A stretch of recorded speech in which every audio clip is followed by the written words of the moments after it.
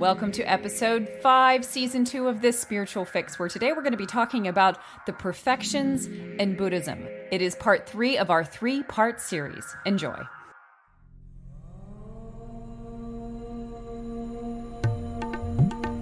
Hypnosis, mindfulness, meditation, past life regression, RTC, spirituality. This spiritual fix. 2 mystical mamas hacking the self-help game. With Anna Stromquist and Kristina Wiltsey. Hello, Kristina. Hello, Anna. How are you? Better now that I figured out how to plug my new mic in. That'll always help, right? Yeah. Always. If anyone help, was wondering why the last 2 episodes, my sound quality sucked compared to Chris's. That's why. Yeah, but we're all good. We learn, we adapt, we do all the things we need to do to come to you today, whatever day it was. Speaking of which, Tuesday, we're recording this on the 25th of June. And this week's episode had some technical difficulties. Anna, do you want to tell the story of the technical difficulties? Oh, God. I don't know if it was Mercury in retrograde or if I royally pissed off the electronic devas of my life or if I just had some inner dragon that needed to churn up some conflict to feed my PMDD dragon. I don't know what it was, but I know that my GarageBand crashed and my computer crashed. When I was rechecking the episode to be published on the 22nd, I realized it was missing something, so Chris fixed it, and I went back in the morning after it was published, and only 38 minutes were published instead of the full hour and 10 minutes. Because I was like, the first 3 hours that this has been up, it's been wrong. I was like, Chris, what's going on? And so from my perspective, I was sitting in bed and I had just done a regression and I was like in that little hazy, amazing space right after regression. And I get a text from Anna being like, there's no intro. And I was like, oh, fuck, I totally messed that up. Like I didn't put an intro in for whatever reason, but I kind of think I didn't put an intro in because it led to this whole experience, which was a gift in and of itself. So I get out of my haze and I go and I put the intro in and then I bounce it and I'm in the country. So it takes me a long time to upload all this stuff, to upload it to my cloud storage and then go from my cloud storage to Red Circle.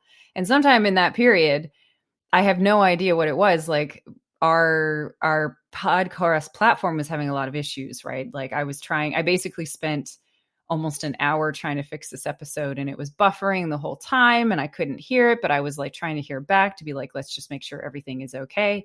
And so then I wake up in the morning and I'm like a super tender waker upper because I've usually come from a really crazy dream state and I like really need to just like chill out with my experience. And I have all these like frantic texts from Anna saying, you need to go fix the episode.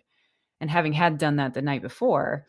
And what had happened was that, Anna was really frustrated, understandably was very frustrated because she thought that I hadn't checked my work, despite the fact that I had spent 45 minutes checking my work and trying to check my work and all that kind of stuff. But some of the information wasn't available because the platform was being weird. And it really started to hurt my feelings. And I was like really in that tender place of like, oh my God, this doesn't feel good at all. Like I am working really hard. I recognize my mistakes and I'm like upset. Like I'm upset. I feel I feel like my feelings are hurt. I feel like she's attacking me and I've literally done everything that I can. I didn't feel like it was in my power to fix it because I felt like I had done everything I could to fix it. And I felt like she was just attacking me. And can I say real quick, or can I put in my defense real quick? Yeah. Oh, well, I just want to say that wasn't justified. It wasn't that the original 5 minutes of when I noticed it was I thought Chris didn't check her work and I was annoyed with her. And then as soon as I went into Squarespace, so then I realized that every single page in Squarespace was letting me edit it. But every time I went into that episode to edit it, it would malfunction and crash. On every computer that I had access to, it was doing that. And that's when, after about 5 minutes, I realized, oh gosh, this has nothing to do with what Chris did. This was like supposed to happen because my GarageBand crashed, my laptop crashed. Now the Squarespace page is crashing and our podcast hosting website is crashing. Like this is there's not that many. Chris doesn't have that kind of power. I don't have that kind of power. So within 5 minutes, I realized I had made the mistake and assuming that it was quote unquote Chris's fault. And I tried to take it back, but the damage had been done. Okay, keep going. Yeah. No. And that's a really good explanation because there's obviously there's even a further story about why all these things happen, which we may not cover today because we could probably take up a whole episode being like how Anna manifested electronic issues. But that is kind of a developing story that we may hit on later in the season. But the long and the short of it was that for me, I realized that my natural tendency is to be a people pleaser in the sense of when it's not people who are in my family, which my family will know, is, people in my family, I am not people pleaser, like, because I see them as an extension of myself and I don't try and please myself. I'm very harsh on myself. So I'm very harsh on my family. But for anybody who exists outside the bubble of self, right, which is what I call like my family, even Anna, as close as we are, I'm always trying to make everything okay. Like I'm always just like, let's just avoid conflict. Let's just not have this. Like and so people pleasers are very avoidant of conflict. And what I recognized was that there was a tendency in myself to want to just say, I forgive you, Anna. Obviously, I know it's your PMDD and I know all these reasons, like logical reasons why you would say the things that you said. And you, even before I even got to it, were like, I'm really sorry. I didn't mean to say that. Like you had already apologized for something that you had said. But like what I recognized in that moment was it was such a gift for me because I recognized that if I had just gone like, I'm sorry, I love you, or I'm sorry, forgive me, I love you, thank you. If I had just gone straight to forgiveness, it would have been a total betrayal of my own boundaries and my own feelings, right? Because so often when people like really hurt me, I usually just try and forgive them before it even comes to anything because I don't want to have to actually tell them how I feel. And so for me, like this was such a gift because I was like, I'm actually just going to get pissy right now. Like I'm going to get pissy and I'm going to be juvenile. I'm going to be immature, but at least I'm experiencing what I'm experiencing right now. And I kind of recognize that if I didn't experience my own experience, I didn't necessarily have to get pissy at Anna, but like if I didn't experience my experience and I just went straight to forgiveness, that is a form of spiritual bypass. So we talked more about spiritual bypass last season in the Culture of Spirituality episode, but spiritual bypass is the process in which the best way I've heard it explained is that you go straight from your kind of solar plexus, your third chakra, straight into your throat, and you don't experience anything through your heart. You don't kind of surrender to the experience that you're having, right? And you kind of go straight out of your body. You have the experience, but you don't want to experience it. So you go straight out of your body. And I just want to like say that for anybody else who's like me and maybe conflict avoidant, to not use these practices as ways to bypass your own experience, because I feel like the proper way, if you want to say the real way that doesn't bypass any of your systems, is to be like, this really hurts. Like that's really pissy. I'm going to like establish a boundary that it's not okay to talk to me like that or something like that. Even saying that feels really uncomfortable, even now saying that. But to create a boundary so that you don't feel like you're getting walked over, to actually speak your truth, even if you're speaking it to, you don't have to necessarily speak it to the other person. And then you can forgive, but you have to experience the bodily sensation in order to be able to observe it and then forgive it and watch it. Do you have any thoughts about that, Anna? I was going to say, well, there's the quote should, like, that's ideal, but we don't all do that. And if you're not doing that, that's okay. And one day you will. And just observe that sometimes, you're not ready to necessarily feel all that. And you might bypass and go straight to forgiveness. I mean, obviously I do it more often than not. So, yeah, I guess the word should kind of triggers me. Like we should. So if you want to be more full, this is what you can do, but there's no shoulds about it. 'Cause it's like you can or you can't do it. Yeah. No, and I'm just saying, observe yourself. Like there's more depth to the process of forgiveness maybe than we should say otherwise. And it's interesting because Luke, we were on the way back. I was just driving back and he had a podcast and it was about grounded spirituality. And it was interviewing a guy named Jeff Brown who has a bunch of books, and he is all about, he calls it patriarchal spirituality, which is this idea that like, and he really rags on Eckhart Tolle, which is interesting. And we can get into this in another way because I know this is opening a loop right now. But it was interesting because one of the things he talked about was like, in his experience, so much of spiritual practice is about leaving the body, even though it's like live in the now, but like it's like live in the now outside of your body. And how he's like very much an advocate of this kind of what I would call like divine feminine spirituality, which is like in your body is where you seek salvation, is probably the wrong way of saying it, but in your body is where you can experience the most holistic type of spirituality. I would agree. And I guess that's what I'm trying to say with this is that like by having some sort of spiritual bypass and going straight out of your body and into the place of forgiveness and kind of acting like everything's fine, you do a disservice to your own bodily experience. And we are in human bodies, so we have to experience things like that. And I feel like it's kind of a microcosm of what goes on in a lot of relationships, because I was talking to my friend today. I don't think she'll mind me sharing this. I won't use her name.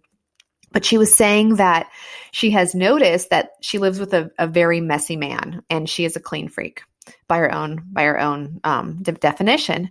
And she says, you know, she keeps forgiving him and working on him and doing meditation. And she's like, there's a whole part of the world's population of women who are working hard on themselves and doing a lot of inner work just to be okay with living with a slob and just to be okay with living with an asshole.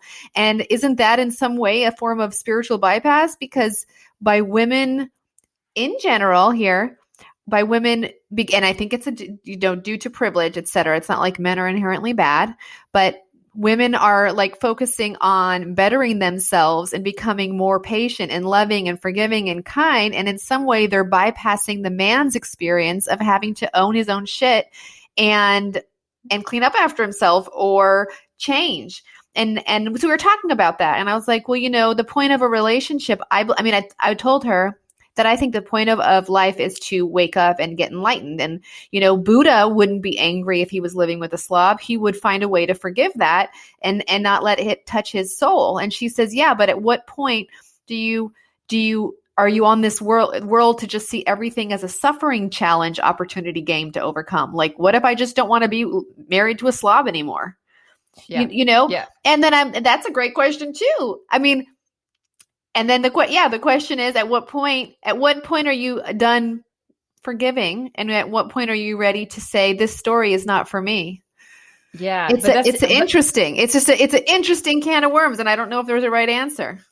You know, and that's really fascinating too, because Luke and I were having like the mid-podcast conversation, right? And I was talking about the guy, Jeff Brown, was using the language patriarchal spirituality, and Luke was getting really triggered by that, right? Because I'm constantly calling him a, you know, tall, white man, good looking, you know, like literally the apex of all like privilege goes to him. And he's very, very upset with me when I say that.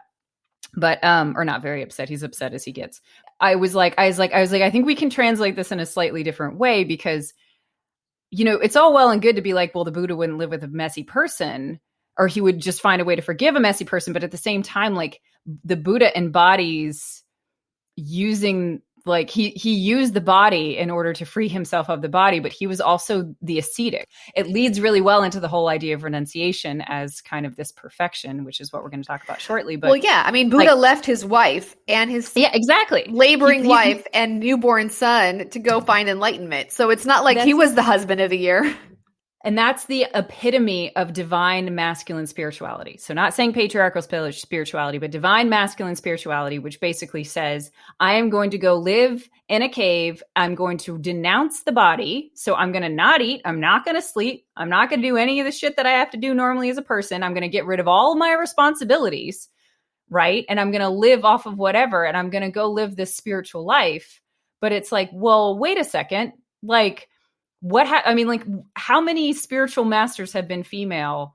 And like, can you correlate the number of spiritually female people? Like, how many women have had kids and then gone on to be spiritual gurus? There probably aren't that many. Not many. I know of Deepa Ma, and that's about it.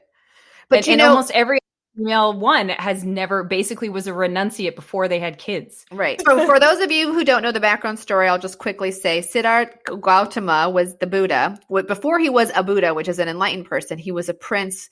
He was born in Nepal. And the night that his wife went into labor with his son, he fucking left to be like, I got to go find out inner peace. I got to go seek enlightenment. Like, who fucking does that to their wife? Oh my God, I know. Like asshole, no offense. I love you, Buddha, for what you taught us, but the sleeping, unawakened, unenlightened Buddha did a really shitty thing to that woman. So he left town, he wandered around, he gave up his riches, he gave up food, he tried every freaking technique possible. He finally became enlightened, came back home.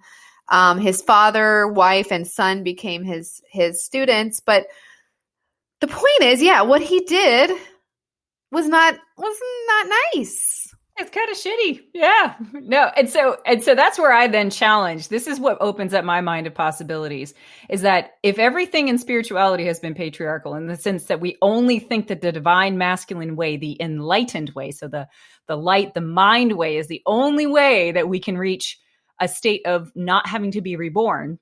What happens if there's like a fucking divine feminine enlightenment, and maybe it's called endarkenment, right? Like, because it's like the shadow. I mean, like, who's to say?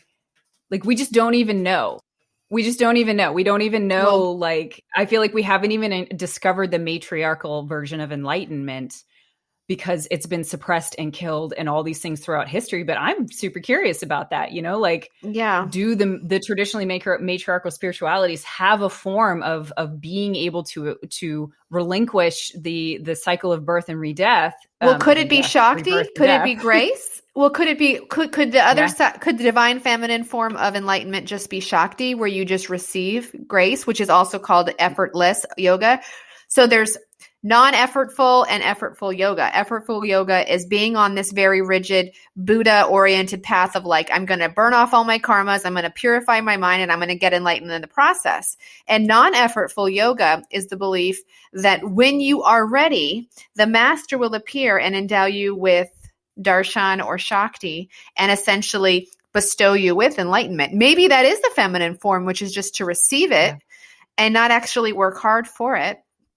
I don't know. I don't know the answer. And maybe maybe that's it, right? Because in some ways they're both kind of aiming for the same thing, but they have very different methods for doing it, right? Like in the sense of shadow work, which is what we're calling the divine feminine. And let me just like very specifically say that we say light and dark, and you could say light side and dark side, but like, I think that's obviously just like a construct of the language of duality that we have right now. And it's not to say that dark is evil. Like there's no connotation here with evil, right? It just has to do with something that needs to be revealed. Of course, we say pull it into the light, as if everything in our language says we have to take the darkness and make it light. Well, because darkness is the absence of light. It's not a presence of anything.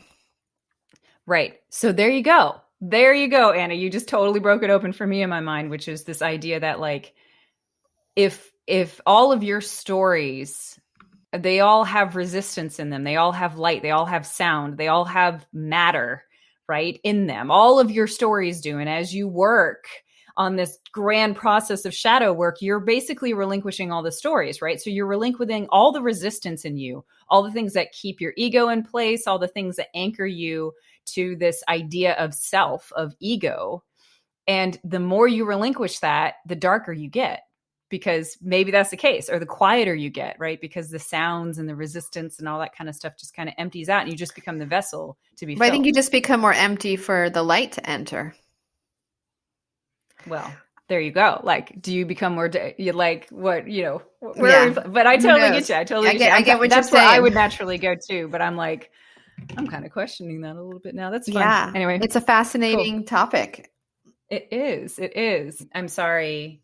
Forgive me. I love you. Thank you, Anna. And I am sorry too that my first, that's the thing with the injustice wound. When you are in the injustice wound, you put on the mask of the harsh critic. Well, I was listening to one of the episodes and Kristina called it the villainizer and not the harsh critic. And I thought that was a way better personification of that mask, is to call it the villainizer. So, I experienced injustice for a moment. I was like, this quote unquote should be done. It quote unquote should have been done in this way. And so what did I do? I became a villainizer. I villainized Kristina in my mind and thinking she didn't check her work. This is all her fault. Immediately I regretted that. And it was my wound. And I'm sorry, please forgive me. I love you. Thank you. I am a wounded person. And my injustice wound fucking is a piece of shit. No, just kidding. I need to love that part of me too. But the point is, I'm going to love it. I'm going to love that cute little villainizer. She's so fucking cute. And I'm going to love the part of me that wants to judge the villainizer. And there you go. And it's an endless cycle of layers and layers that just need love. And I'm sorry, Chris, but thank you for turning it into something beautiful, which was a life lesson. Yeah. It seriously was a life lesson. So you do really well if you were married to an asshole. A lot of life lessons. No, I'm kidding. That was the conversation I was having with my friend. Anyways. Hi, Kristina, co-host of This Spiritual Fix. Has listening to our podcast stirred up something for you with the primal wounds? The good news is you have access, and that is the first step to transforming these wounds. We created support packages to help you through this process, and they're available on our website, www.thisspiritualfix.com. These packages were designed by Anna and I, combining techniques and hacks from our own experience working through our own wounds. Each packet contains a workbook and 2 meditations, one about forgiving those who have wounded you, including yourself, and one about reprogramming old beliefs. You can buy an individual support package, or for those next level processors, all 5 packets: abandonment, injustice, rejection, betrayal, and humiliation. Available on our website and our shop. What are we talking about today? Today is our 3rd part series of our Truth Never Dies. Episode 1, we discussed the 4 Noble Truths and the Eightfold Noble Path, which was Buddha's discussion of truths about suffering and how to come out of suffering. Episode 2 was about the 10 hindrances to enlightenment, meaning we are already truly enlightened and exactly as we should be, but there are 10 things to unlearn, or 10 untruths to unlearn, to take it off. And today we're discussing the perfections, or paramis, whatever you want to call it in Pali, I believe. In the 10 perfections, or the 10 I thought he said paramis is how he said it. Yeah, but paramis. So they're basically, in the short form, the paramis are the buckets that you fill up throughout all your lives, and when they all runneth over, then you're good. Like, you've got the idea being that in some ways they kind of counteract the piece of that. So, but first, before we get into the paramis, we're going to talk about anicca. Impermanence. So Why don't you tell us about it, Anna?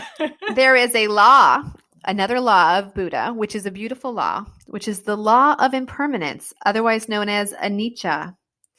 It is that everything in this world arises just to pass away, arises and passes away, arises and passes away.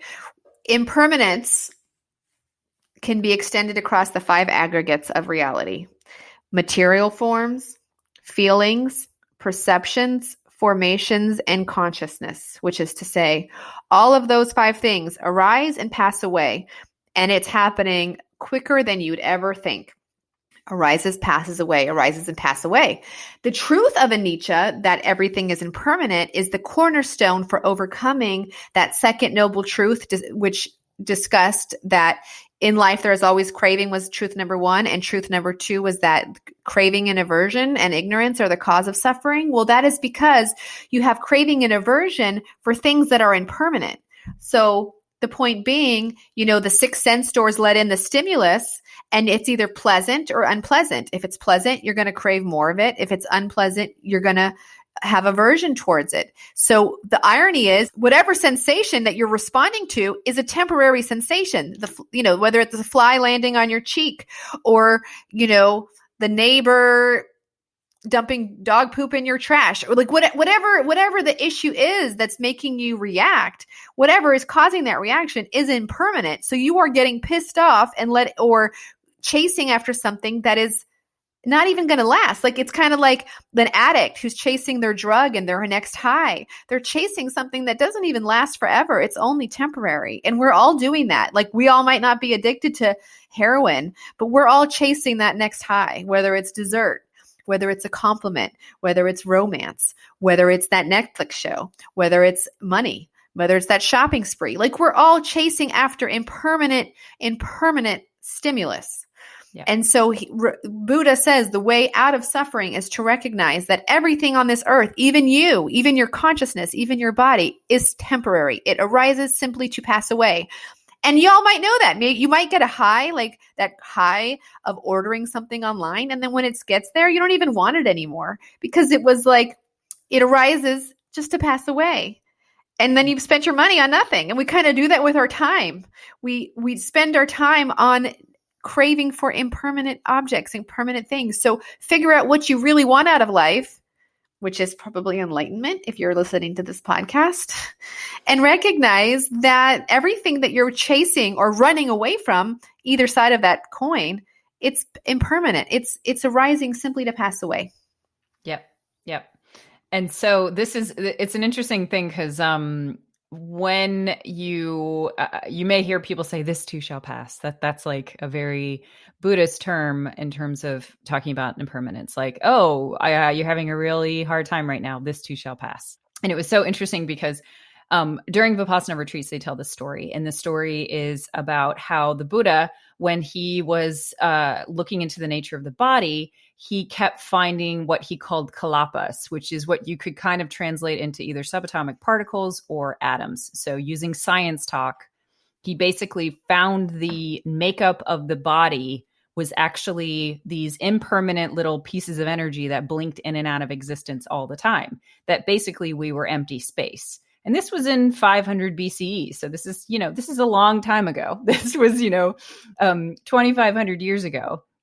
And he was understanding the nature because he had honed his focus and his concentration and his sensitivity to what the body was doing. He was able to gain awareness of his own body structure to see that matter arose and blinked in and out of existence a trillion times a second. I think it was 1 over 26,532 or something like that seconds.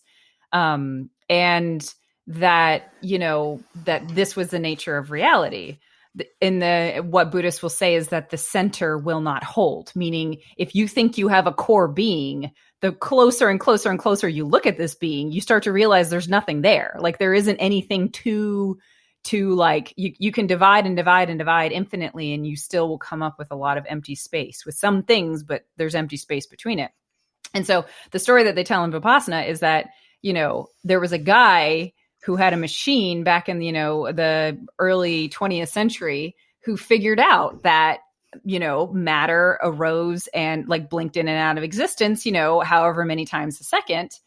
And these Buddhists were so excited because they're like, oh my God, somebody figured out that what the Buddha figured out 2,500 years ago. Let's go check this guy out. Let's go see what he's doing. Like his machine can figure this out. Let's go visit him. And they got on a plane and they go and visit this guy. And this guy is just a scientist in a lab who they say is completely miserable. Like it's like his machine was able to recognize that matter blinked in and out of existence so many different times, but he was completely miserable. And he hadn't realized it himself. His machine had realized it, but his mind, the scientist's mind hadn't been honed enough to be able to experience this in his own body. And so, it was just one of those things about early science, like, oh, great, you realize the nature of reality, but you're letting a machine do it and you're not doing it through your own self-discovery. So fast forward to today and, we keep, we say that the Higgs boson is the smallest form of particle of subatomic matter that can come into existence. But, as we said in another episode, you can keep probably dividing that for however long and actually recognize that consciousness and thought, particularly consciousness, is actually the basis of reality. And more quantum physicists and more physicists and mathematicians are starting to recognize that this is in fact the fact. So Buddha figured it out 2,500 years ago, and science is finally coming to that same conclusion. So moving right along to the 10 perfections. Yep. The 10 perfections. Like we said before, the 10 perfections are basically what you could consider buckets of characteristics, values, virtues.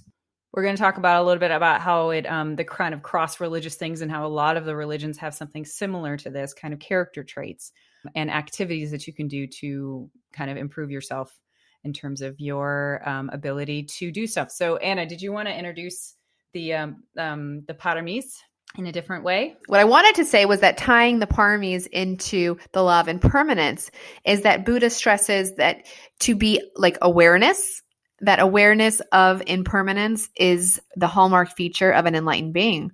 And so what does that mean? It means being aware when something is present or not present. So saying like the parami of renunciation is present, the parami of renunciation is not present. Simply observing when it arises, when it passes away, because some of these, until you develop them fully, they're simply going to arise and pass away. And he talks about observing the impermanent nature, even of your paramis. So that's what I wanted to say about it. All right. So heading straight into it, here is the list of the 10 perfections. And depending on where you go, what sect of Buddhism you go to, you're going to find different names for this. And so I will, when we kind of go into the descriptions, we will give you the other names for these.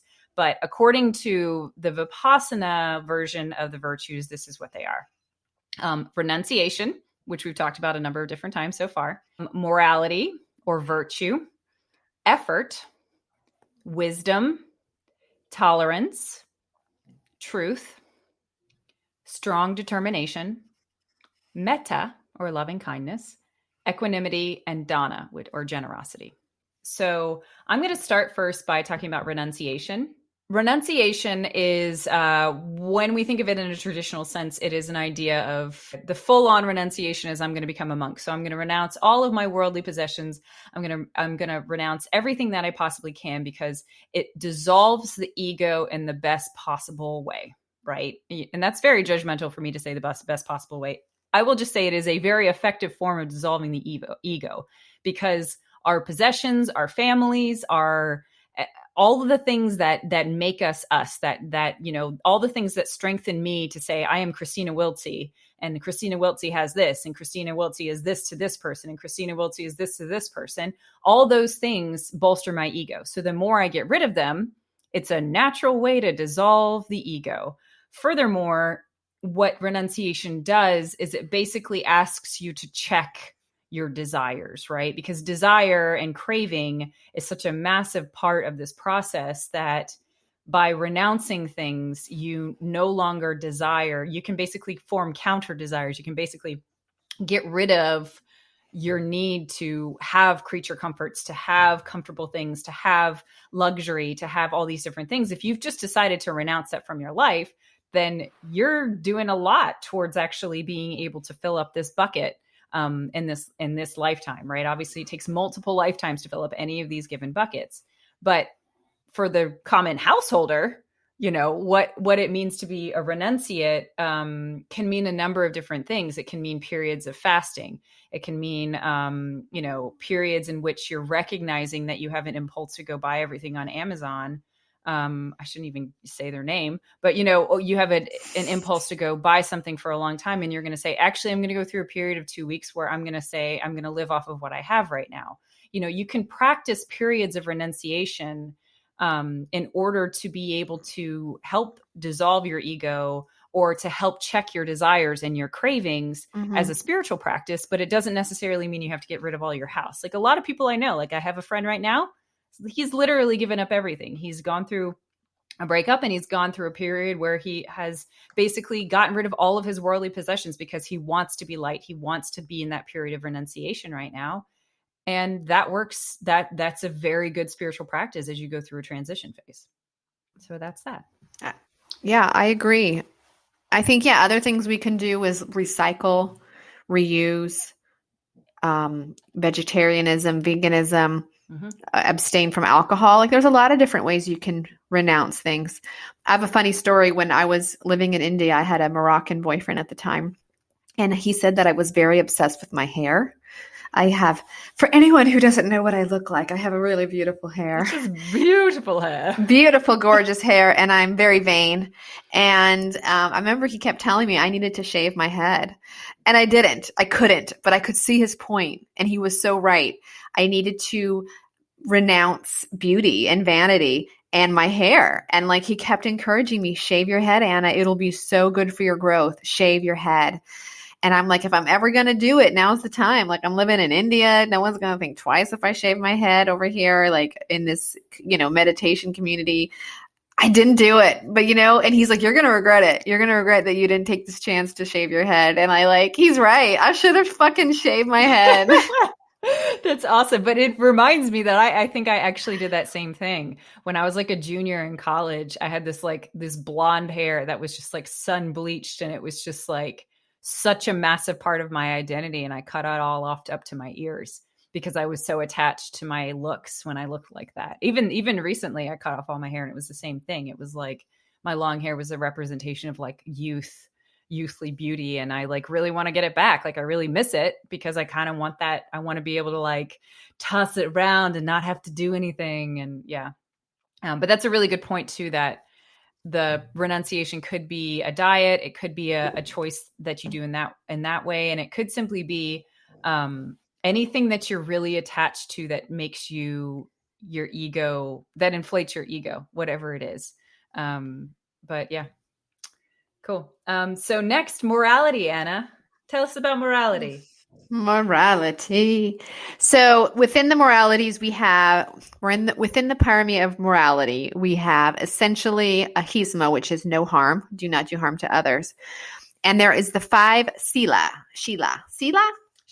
I think it's Sheila. 5 Sheila. Yeah. Well, whatever. We don't speak 5 Pali, sīla. so we're going to be whatever. We don't speak Pali, so we don't fucking know. But I think it's Sheila. I thought it was Sheila, whatever. It's spelled Sila with a little line on top. We abstain from killing. That means eating meat, if you're following this strictly. Stealing, speech, sexual misconduct, and intoxicants. And the reason why intoxicants is put on there is because once you break intoxicants, you're more likely to break any of the others. So I just want to quickly just talk really interesting is that in the 10 commandments, everyone says, this is not Buddha, but this is just my own little Jewish background. I want to throw this in. In the 10 commandments, it says, everyone says, thou shalt not murder, thou shalt not murder. But the original Hebrew actually translates to, thou shalt not kill a person's spirit. And if you're translating it to mean thou shalt not kill a person's spirit, we can say that domestic violence, rapists, sex abusers, child abusers, they're killing someone's spirit. And so they are in essence breaking the 10 commandments. So I just think that's very interesting because it is very interesting. Because if you look at this, thou shalt not kill, I'm sorry, Buddha never said thou shalt not, but they're saying abstain from killing anything and stealing and speaking lies and sexual misconduct, which it's a gray area. What do you consider sexual misconduct? If you're not hurting someone, maybe it's okay. And then the intoxicant one. The intoxicant one is interesting too, just because I know plenty of people, and I have not done it, but I'm not necessarily anti this at all, that have done like hallucinogenic drugs and have had very similar to what kind of experiences you have in deep meditation through the drugs. But they say the difference is that the drugs are just the experience, whereas the meditation is the lifestyle, meaning, or the life art, the art of living.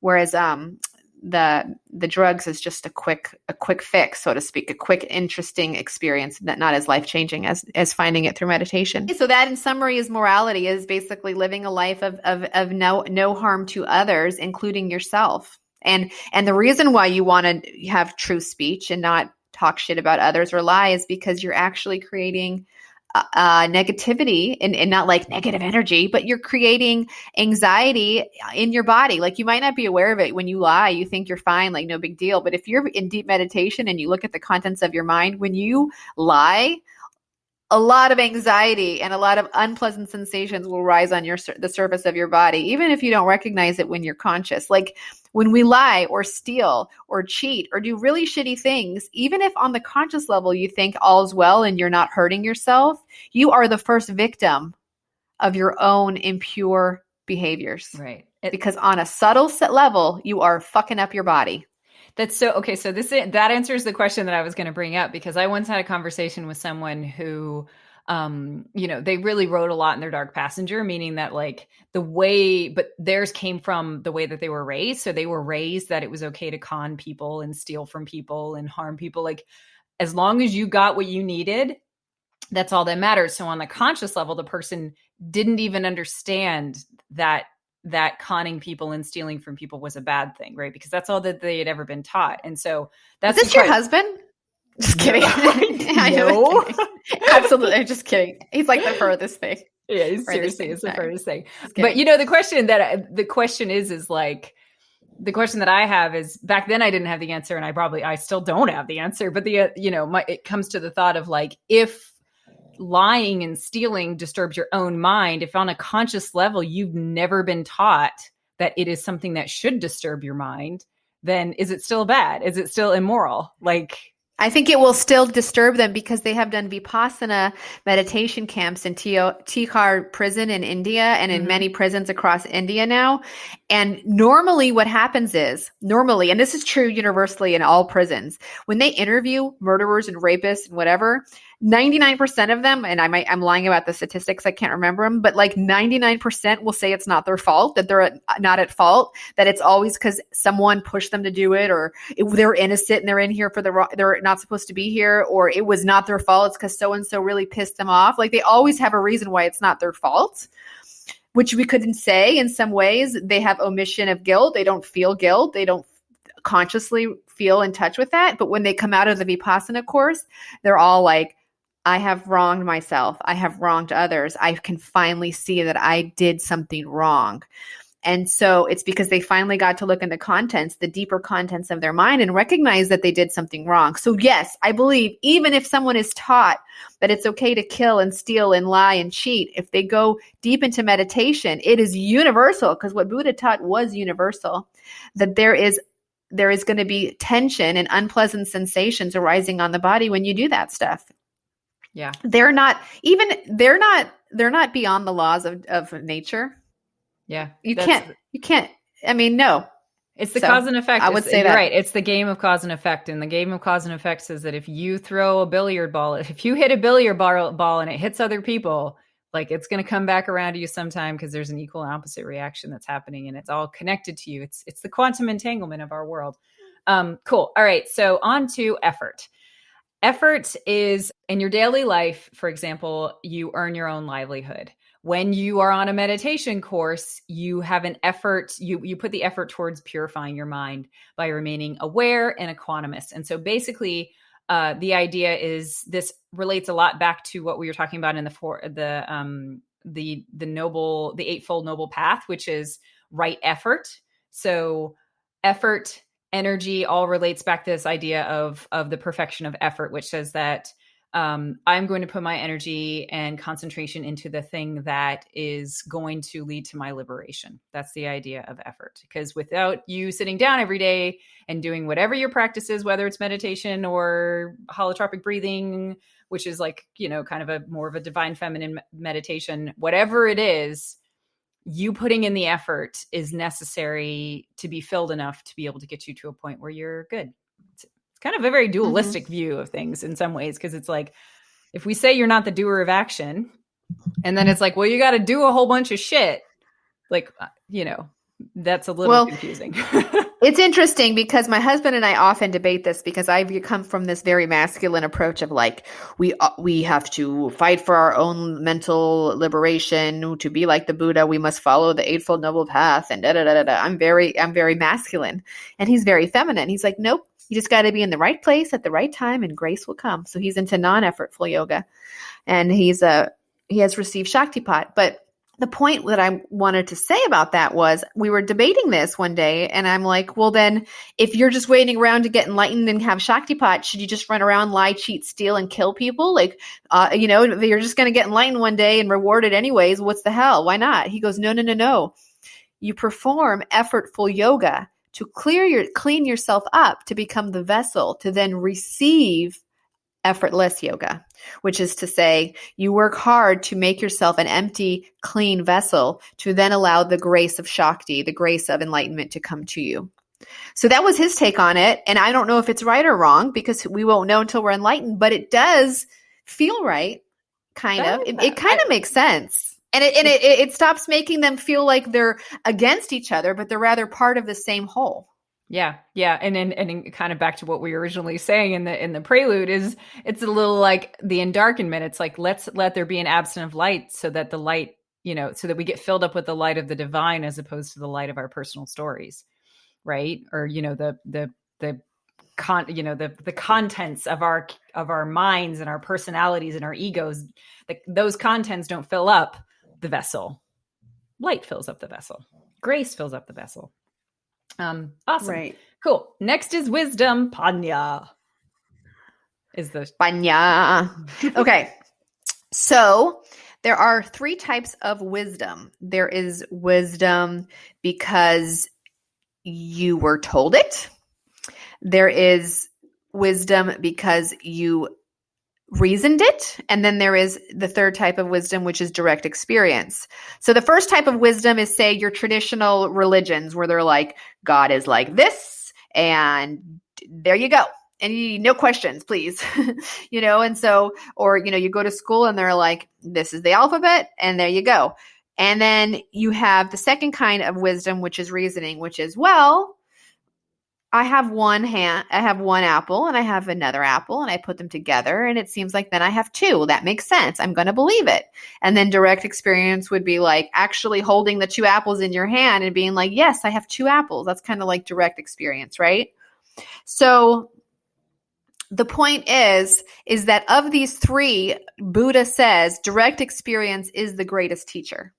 And it is the most truest form. It will actually have like a cathartic and transformative flavor to your life, which we could all say like, we all understand the reasoning one. Oh, I read this help book and that made so much sense. And it just made so much sense. And I reason, I use my intellect and understanding to deduce that, yes, this makes sense. And I understand it. And then you have like this aha moment and you viscerally feel it in your body. And then you're never going back. It's like when you someone tells you fire will burn your hand. You're like, yeah. One day you burn your hand. I tell you what, you are not getting your hand near that fire again because you have been changed. It has been a direct experience of teaching. You are you're just as wise as you could be with fire. And that's the same thing when you have direct experience of truth. You are forever changed because it becomes forever real to you. And I can say like, when you do a Vipassana course, which we keep talking about, we're not supposed to talk about what happened during the course because we don't want to create craving or aversion in others or make anyone think that their experience is any less valid from another's because they didn't have that experience. But I will say that going to Vipassana was great for me in terms of understanding through direct experience and not theory that even my body is impermanent, that every part of me is impermanent, that my consciousness is impermanent. That, and I still need to learn it. I still need to go back and probably learn it 1,000 more times because it's just like layers and layers of this onion that need to be peeled off. But like having that direct experience of knowing that you're impermanent is so amazing. Like it reminds me in some ways of my first past life regression, where I went back and under hypnosis and saw different lives. And then when I came out of it and I stood in front of a mirror for the first time and I looked at myself, it was like I saw my body as kind of like a marionette puppet. And I had never felt that way before, but I suddenly saw my body as a vehicle occupying the place where my soul was playing. And it was a direct experience for me. It was visceral. I had a visceral feeling of like, I am my soul and my soul is using this body and Anna, the personality, as a puppet. And I felt it. And that moment changed me in some ways. It really did. It helped me overcome fear of death. It helped me recognize my friendships with others was about soul connections and not personality connections. And, it did so much for me because that's what experiential truth does. It transforms you. So anyways, that is wisdom. Awesome. Thank you. All right. Next we have tolerance. Oh my God. Okay. So tolerance. What is it? Resolve? Tolerance and patience. So it's Oh funny. my God, we're only on number 5. Shit. Just kidding. That's all right. We're going to keep going. I need patience. I need patience. You need patience, Anna. So tolerance, it's funny because I feel like the word tolerance has gotten a lot of bad, and rightly so when it comes to kind of like justice things like, oh, I tolerate these people who have different views and look different than me and things like that. And you're like, it's not about tolerance. It's about support and allyship, and all that stuff is very true. But tolerance in this particular case is about patience, and it's about the ability. And to me, this has a lot to do with, by trying to rush the situation or harshly criticizing yourself or judging yourself for not making more progress and things like that, then that's no good. And if you're also not tolerant of other people, then, that causes more karma, and that causes more aversion most of the time, which is like wanting to push things away. Like, I don't like how the situation is right now because I want that situation to be here right now. And so I'm not going to have patience, and therefore I'm going to push it away. And, one of the things that they say in Vipassana a lot with this is like, you are meditating in a room with a bunch of first-time meditators, and everyone is going through the ringer, even if it's your second or third or fourth or 10th or 500th course. Like, you're gonna be in a room full of people who are fidgety, maybe making noises, like maybe doing whatever you can do. And the idea is that if you react to that and you let it disturb your peace, you're kind of only harming yourself. And the more you can develop tolerance for what's going on, the better. And I have a funny story about this because it was during my first Vipassana retreat. And so I did my first course in New Zealand. This meditator next to me was a huffer.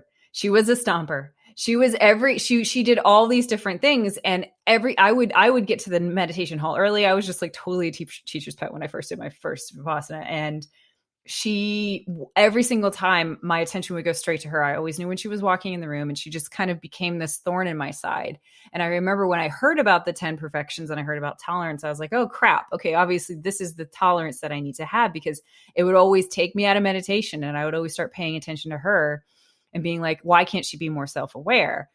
Even to the point where like the saga continues in some crazy ways, is that like the one time I went to go talk to the teacher about a dream that I had, she was in the hall before me, and you're not supposed to talk during these things. And I hadn't heard anybody talk, but she was screaming at the assistant teacher, and she was yelling and like getting really like huffy and just like really upset. And it really disturbed my peace. Again, I was sitting there meditating, waiting for my turn, and I could hear this woman yelling at the teacher. And I was just like, how could you even do that? Right. So that happened.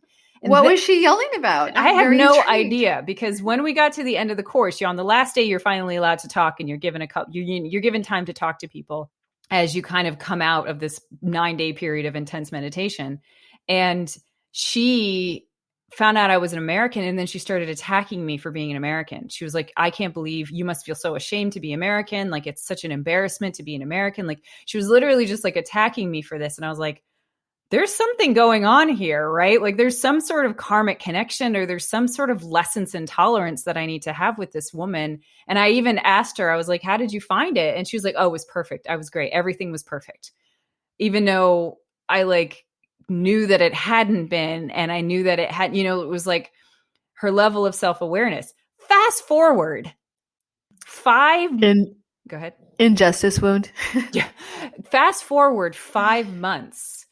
And I'm working as a ward clerk, which is like it's not a secretary, but it's like at a hospital, right? So a hospital in Auckland, I'm working. I've just come off the night shift, in the sense that I've been working all night, and it's like 6. I have like an hour left in my shift, and who walks in but this woman? And she's not parked in the parking lot. She's parked right outside the door. She's walked in, and she's holding her arm. And it had been a crazy night. So, she would have triaged like a 4 or 5, which is literally like the least urgent things. And she's like, she sits down and she just starts huffing in the chair. She's literally 10 feet away from me. And I'm having to watch this woman again, huffing and puffing, because she's holding her arm like she's hurt, but it's like a sprain or something like that. Like, it's not bad. It's not life threatening. It's one of those things where you're going to be sitting in the waiting room for 4 or 5 hours, right? She sits there for 15 minutes, and then she comes up and she's like, how long is this going to take? And she has an Kiwi accent, obviously. And we were like, it's probably going to take 3 or 4 hours for you to be, seen. and she huffs and she leaves. And like, it was just the most amazing moment for me because by that point I was meditating every day and I was just like, there is totally a reason that this woman has come back into my life to teach me tolerance. Like 100%, this woman is my tolerance lesson. And ever since then, I've just tried to treat every single thing that happens to me in meditation as an opportunity to get deeper into the meditation. I've trained my mind to do that for the very reason of this gift of a woman. So that's my long story, but I think I love it. It's just one of those things, right? So that's tolerance. Next is truth. Truthfulness. Mm-hmm. So we can say that truthfulness applies to vocal truth, meaning what you say, but it goes from apparent truth to more subtle truth. So that means, like what we were talking about before, on the conscious level, you might think, oh, I don't really feel any guilt for committing that crime or lying or cheating. But on the subtler level of reality, there is a deeper truth, which might be that you have disturbed the contents of your mind. So there is no imagination. It's all about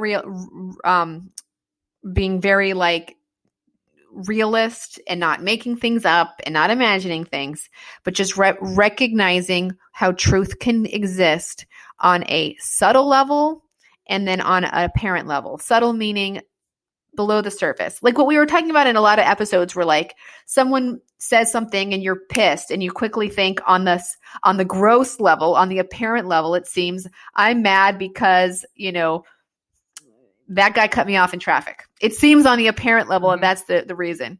But then more subtly, you come to recognize, well, no, it's because he triggered my injustice wound and I have an unhealed injustice wound about how things should be regarding traffic laws. Mm-hmm. And then you go even to a deeper level and you notice, well, actually, when his car cut me off, I had to slam on the brakes and that caused an unpleasant sensation in my foot. And my brain reacted to the subtler sensations of that tension in the muscle. And I'm reacting actually to that, but I'm not even aware of it. So truth is layers and layers and layers deep. We can say it's like an onion and you peel back layers and layers and layers. And the deeper you grow in your meditation and your mindfulness and your awareness and your equanimity, you will come to recognize there are deeper levels of truth happening all the time. And that's what I believe is what was meant by that level of truth. I love that. That makes a lot of sense. It's like it's the seen and then the unseen and then the unseen and the unseen, the even deeper unseen, the other deeper unseen. How many levels of the subconscious, right? And then ultimately there is an ultimate truth, which maybe when you realize it, that's when you become realized, right? We can all intellectually understand. Maybe when we really, when we see really what's behind at the center of that onion, we've completely woken up. Yep, absolutely. Cool. Next is strong determination, adhiṭṭhāna. In Vipassana retreats, you make a decision to have strong determination to stay for 10 days. You say, I'm going to stay for these 10 days. Obviously, sometimes people leave. But the commitment that you make is to recognize that the process takes 10 days. And if you leave halfway through it, you're not doing yourself justice. You're not doing the process justice because you're basically, it's kind of equivalent to walking out in the middle of an open heart surgery while your chest is still open. And so they ask you to make a strong determination to stay for the 10 days. And then they also ask that once you start doing Vipassana, you basically sit in these sittings of strong determination, which are an hour, and you do them 3 times a day. And in those sittings of strong determination, you're not supposed to move a muscle. The idea being that with the stillness of the body comes a natural stillness of the mind. And by fidgeting and moving around, you're constantly keeping your mind at a surface level. And by keeping yourself as still as possible, you're able to get as deep as you possibly can within that time period. And for those of you who've been to Vipassana may know that the sittings of strong determination you may have great aversion to them because they are what one could call possibly challenging. Other people love them. I have had mixed feelings about them, but it's because all the cramps that can come up, all the big, huge, massive sensations that can come up when you sit for an hour without moving a muscle can come up in that period. And you're really kind of sitting there and you're saying, I'm going to not move. But strong determination outside of a Vipassana meditation course is this idea that I'm going to make a commitment and I'm going to stick to it, because I recognize that I don't want to dig 100 wells. I don't want to get this far into my process and then abandon it halfway through. I need to sit and I need to run the course of whatever this is. It's like that saying that says, if you haven't started, best not to start. But once you've started, it's best to start. It's best to finish. You know, that's what people say about a lot of spiritual work is like, hey. Wait, can you say that again? Yep. So the quote is essentially, I am paraphrasing it, but it is, if you haven't started, don't start.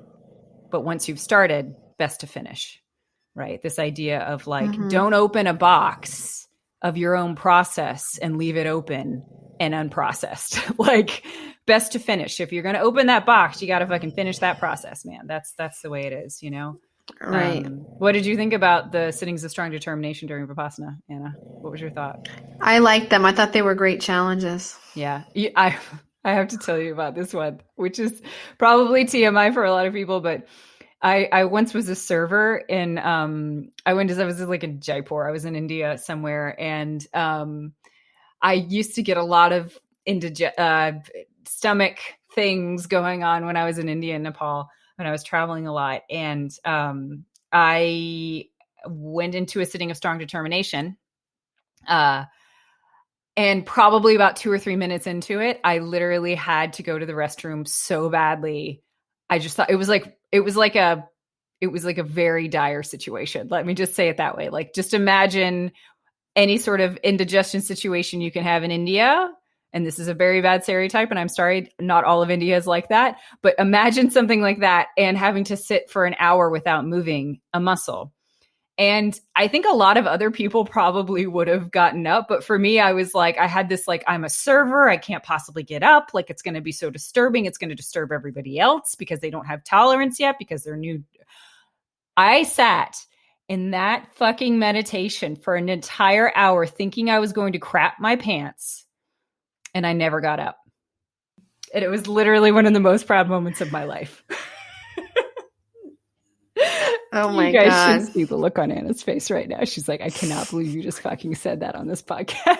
I just hope everyone knows that was Kristina, not Anna, talking. Is that your ego talking, Anna? Are you sure? Because we can totally swap our voices. That's my hindrance of conceit.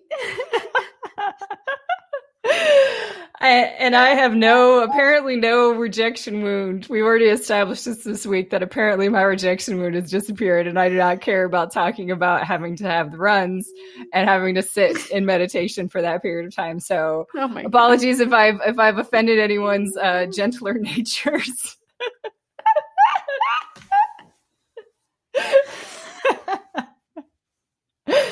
Okay, on to mettah. Mettah, let's go on. We're on to number 8, mettah.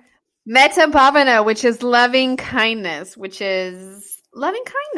It's just loving kindness, wishing it well, everyone. May all beings be happy. May all beings be liberated. May I be peaceful. May I be liberated. May I share that peace and harmony with others. Let me live my life in a way that is selfless, that is serving to others, that is serving the higher good. So it's just about a loving, compassionate nature. And I love that one. Yeah. And I think I really like the use of the term goodwill when people describe mettah, because goodwill is one of those things that I feel like can be very attainable for people who are not necessarily at the compassion level. A really easy process for doing this is like, have you ever found that there's like somebody in social media or somebody like that's in your realm of influencers, like people who are influencing you who you just don't like because you think that they're a fraud or you think that they're whatever?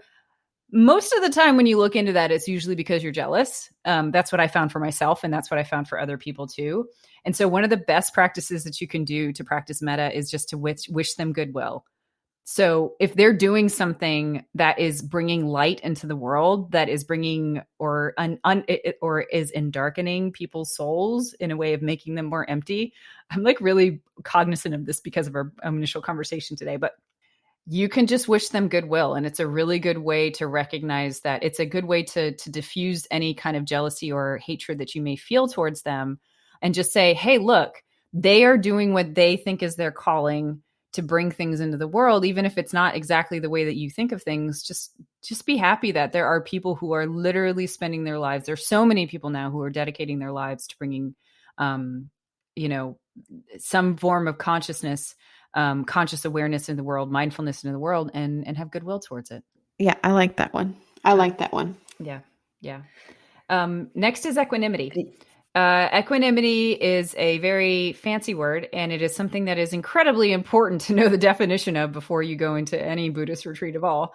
But equanimity is basically to learn to keep the balance of your mind. Not only when you're experiencing kind of big unpleasant sensations or blind areas that are happening in your life or in your body, but also the subtle pleasant ones. So basically being equanimous to both the bad and the good. And that's a tough one, but equanimity is the idea. Let's call them pleasant and unpleasant, because none of them are bad or good. Thank you. Pleasant and unpleasant. I don't have an answer for that.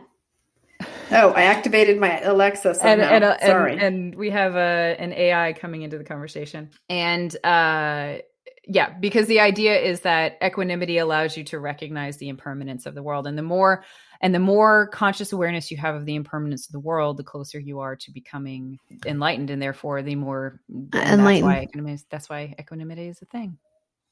Yeah, equanimity and awareness, the two wings of the dove. Yes. And the last one is dāna. Dāna, which is basically donations. So it could be, service of your time, but in this sense, it's more giving of money. If you are a householder, if you are not a renunciate, if you are not roaming the planet with a begging bowl and spending all your free time meditating, and you have a job and you have family responsibilities in a home, you are considered a householder. And it is good then to use the money that you make to donate a portion of it to others. And I think that in the church it's called tithings. So it's a very common thing. And the idea is that when you give for the goodwill of others, and it's actually good for your karma when you do that. And so, for example, when you take a Vipassana course, they don't allow you to give any donations till you finish a course, but then they want you to give the donation for a future student. You're not paying for yourself. You're not supposed to say, all right, I'm giving $500 towards this course. You're like, I'm donating $500 so a future student can enjoy this course. Because when you do that, you're filling your dāna parami, which is you're filling that virtue of love, a loving gift, right? Yeah. And it's much better. And then by receiving it, you're becoming a renunciate, because you're basically saying, well, I'm only here because someone else has paid for me. And there's humility in that. So that's a side issue, how that related to the other parami. But the point is that giving of free will selflessly is true dāna. So when you see, for example, on social media, when people are hiding a video camera and giving the poor student a brand new pair of shoes, or they're feeding a homeless person and recording the reaction, I don't know if that's necessarily dāna, because that person is not necessarily giving selflessly. They are actually feeding their permanent personality or ego by saying, hey, look at me. Look what a great giver I am, right? Mm-hmm. I guess we could argue that philosophically, but to give truly and to give selflessly is to give often anonymously. Yep. So. And for those of you who don't have a thing that you want to tithe to, if you're not religious or you don't do Vipassana or Buddhism, it can just be seen as generosity it's basically generosity of money, if you want to say that. And so that, that can also be an alternative there in terms of if you don't have an entity to give it to, but the idea is the selfless act of generosity is important there. So in closing here, we've gone through the 10. I kind of just want to touch for the shortest amount of time possible on just to recognize that if you have grown up Catholic, you may know of the 7 Catholic virtues. If you've ever read anything by Benjamin Franklin, you know that he has 13 virtues that he goes to. The Taoists have 8 virtues. Like everybody has kind of a version of this in their system, and a lot of them are very, very similar. The Catholics tend to be in opposition to the 7 deadly sins. So like basically their virtues are like, hey, if you do these, then you won't be doing these bad things, stuff like that. And so, I kind of encourage anybody to say, you can take the Buddhist 10, but if there's another type of virtue that, speaks more truly to your background or something like that, then that's also a good place to start, because like I said, a lot of them are similar. Some of them include things like that are very earthly, like justice, which is, a kind of a very important virtue for a lot of people and should be. But, we're talking from a Buddhist perspective in terms of, hey, I want to become I want to go down this path and maybe dig this hole in this well. But recognizing the benefit of having virtues or values or perfections or whatever you want to call them, character building aspects of yourself is a beneficial thing to have. So that's all I wanted to say about that. What do you think, Anna? What do you think? What's your most filled bucket? What do you like jamming at? Let's see. What do I struggle with the most? What do I jam out to the most? Yeah. I think I'm good at mettah.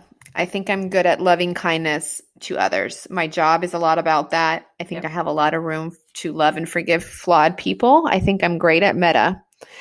I think I really struggle with effort. Like making sure I sit on the meditation cushion every day, twice a day for an hour. In all reality, it's probably 30 minutes, 45 minutes a day. So I really struggle with the effort and also like keeping my mind focused when I meditate. I think, for me, effort's my least filled bucket. Mettah is probably my most filled. What about you? So the hilarious thing about what you said, I was going to say effort too. But Anna just pulled like, have you ever had a couple like be like, we only have sex 3 times a week. It's so terrible. And you're like, oh, fuck, I only have, like you just like compare. There's a scene in a movie in which there's like a couple and they're going to a couple like, oh my God, we only have sex 3 times a week. It's so terrible. And then the other couple of like, obviously only has it like once a month. And the other couple's like, yeah, that's terrible to only have sex 3 times a week. That's like not at all. And Anna totally just did that because she's like, I only meditate for 30 to 45 minutes a day. And I'm like, I'm fucking lucky if I get 30 minutes a week at this point of doing like straight up meditation. I do it in a lot of other ways. Like I do a lot of other things, but like effort is definitely where I struggle the most. And then where I think I do the best is I would say either Lordy. I was going to say strong determination, because once I do decide to do something, I'm very strong in my determination to do it. But fuck if I know. I don't know if I'm actually good at any of them. Like, to be perfectly honest, I think I have moments with all of them, but there isn't a single one that I could be like, I rock at tolerance. And that is everything for today. So thanks so much for joining us, guys. Be sure to see where the perfections live in your own life. Thank you so much for listening to this episode of This Spiritual Fix. Please be sure to like us and leave us a review if you like us on iTunes. It helps people find us and it helps us stay on the charts. Have a wonderful day. And remember, Humility, gratitude, acceptance, done. Hey there, Kristina Wiltsey here. Did y'all know that I am also a psychic intuitive healer?